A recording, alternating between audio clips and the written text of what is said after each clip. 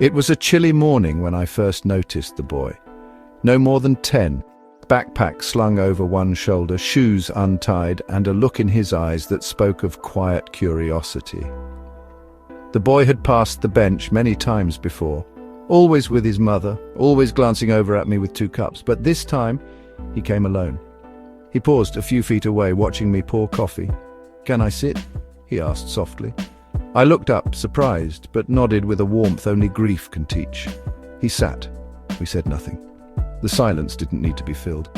Then came the question, "Who's that for?" He pointed at the second cup. I looked at it. Not as an object, but a memory in ceramic. "For my wife," I said gently. "Where is she?" "She's not here, but she used to be."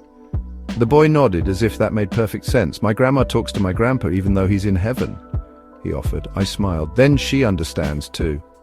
We sat like that. Still simple. A squirrel darted past.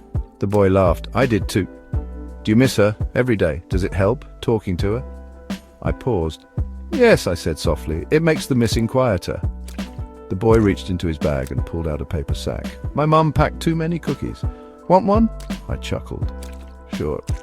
And there we sat, an old man and a boy. 2 hearts who somehow understood the same thing.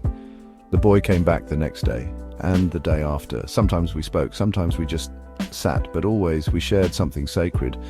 One day, "I brought an extra cookie, thought you might want this," I said, and the boy grinned.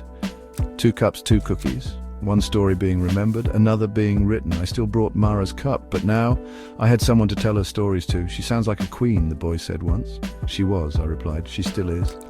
Her seat stayed empty, but it never felt quite as lonely again, because love once shared never really disappears. It echoes even in the smallest hearts.